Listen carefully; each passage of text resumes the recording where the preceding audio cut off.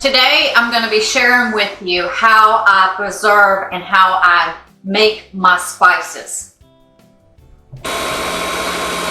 One of the best ways I have found to preserve spices is the freeze dryer. This is a small freeze dryer. It works perfectly. I have no complaints about it, and it's a small, which actually it does phenomenal. I don't need a medium, I don't need a large, because this small freeze dryer does all my needs.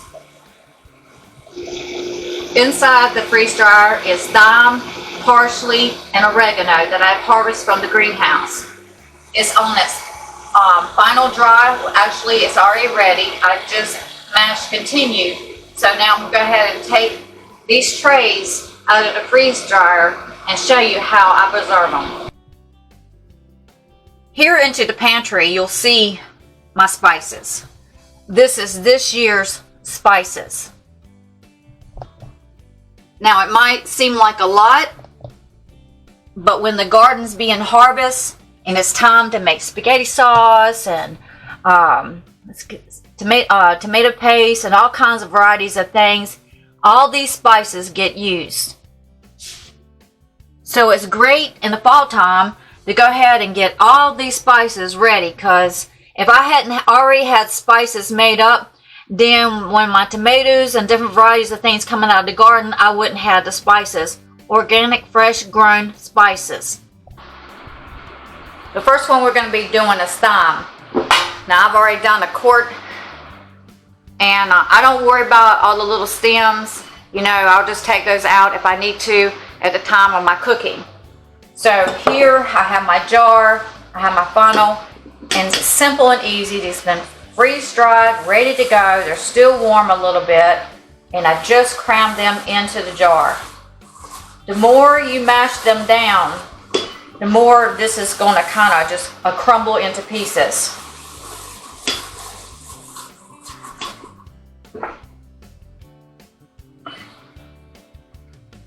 Now if I had a lot of them, or a lot of into this jar, then I would just keep mashing down. The more you mash down, the more they're going to crumble up. And if I wanted to, by doing this, I could just take these little stems out and go ahead and take them out. That's what I want to do. But the way I look at it, that this is spice. So that's why, you know, at the time of my cooking, if I want to take those out, I will. Preserving the space into a jar, the more you mash it down, the more space you're going to have. So I'm going to be vacuum sealing these, and I just take and wipe it off. You can take a paper towel. I haven't had any problem with this. My hands are clean. And I'm going to put the lid on and then take it over here to where the vacuum sealer is. Now onto the freeze dryer, I have mashed the button warm. So what the product that's into the freeze dryer will just stay warm. So we got our lid here. Now onto this regular mouth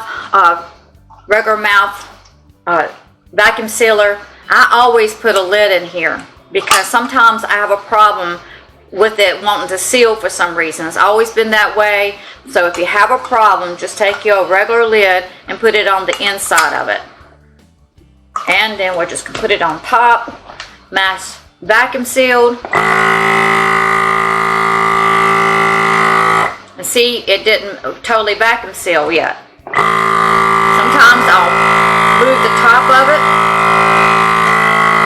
and you'll hear a different sound, and that means it's vacuum sealing. You'll hear a click, means it's locked.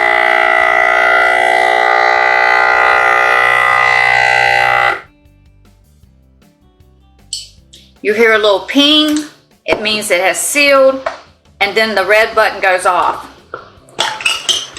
There's my lid. Now for some reason this always comes apart. I have glued it, it doesn't stay glued. And as long as this works, I'm not gonna buy another one. They have doubled in price and this works great. So I always put a lid onto my vacuum seal container.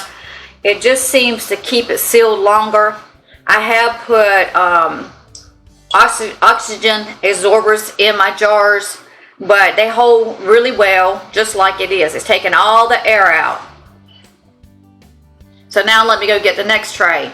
You may hear a little popping into your product. That's just when it comes out, it hits the humidity and causes like a little popping sound. The thing about the freeze dryer, it stays the same color. The taste is phenomenal. Your vitamins are there. So this is parsley. And I always take and label my jars, and I put the year onto it. The date I'm not concerned with, it's the year that I'm concerned with. And to make it simple to get that top, the labeling off, I just use masking tape and a permanent marker. So once again, we just do the same thing. You'll hear the crispiness, just really light. And if I don't want it to be like all the pieces, you know, just broken up, crumbled up, then I'll just put it in as easy as I can, unless I'm trying to make room for that one jar. Now at the time of my cooking, if I want to make this smaller, you just take out what you need, you crumble it up, and then you vacuum seal your jar again if you prefer. I prefer to vacuum seal my jar after whatever quantity that I need out of my jar.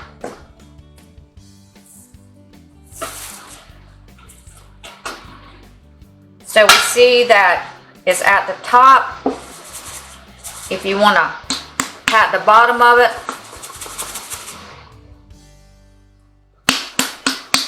usually that'll get it go down if you don't want to crumble it up.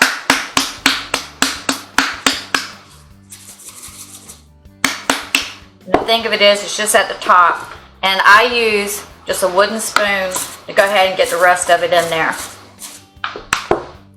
And you can take a paper towel. I just usually take my hands, just being honest with you, and I take my lid and I go to the vacuum sealer and seal this jar.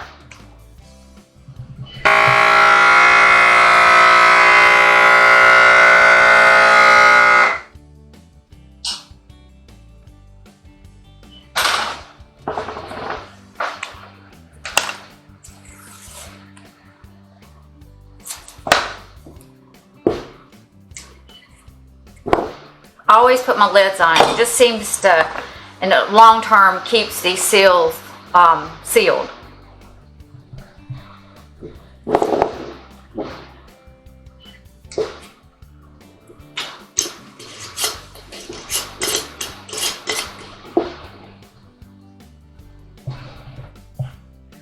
Now we're doing oregano.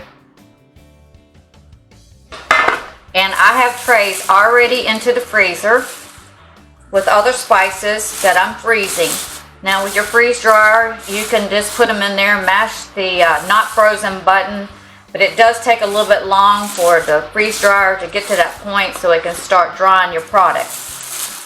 So when I'm harvesting, I just go ahead and put them on the tray, put them in the freeze dryer, and then when I'm ready to run the freeze dryer, then I just take them out of the freezer. This is really simple. Growing spices is so simple and easy, and you get such a great harvest from the plant. So I'm mashing it down. We're going to put our lid on it. I really need a paper towel, but anyways, or a rag. But since I don't have one right here at me, I'm going to just do it like that. I don't like how that lid is looking. And this one already has oregano written on it.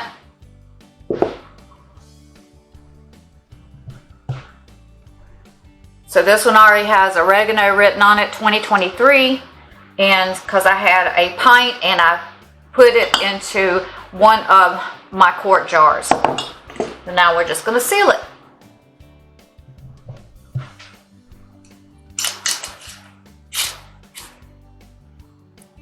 So now we've got our spices to store into the pantry.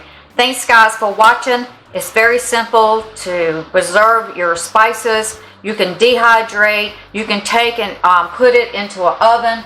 Get a baking pan. Put your spices on there. Put it into the oven on a low temperature I would suggest probably maybe around 200. Try it. You know, every oven's different, so I can't give you a certain temperature. Would just dry your spices out into the oven if you don't have a dehydrator. I've done both of them and it works well. In the older days, I used to lay it out into the sun. The thing of it is, you're going to have to put it something around it, make sure the wind doesn't blow your spices away. See you onto the next video. Thanks, guys, and please give me a thumbs up.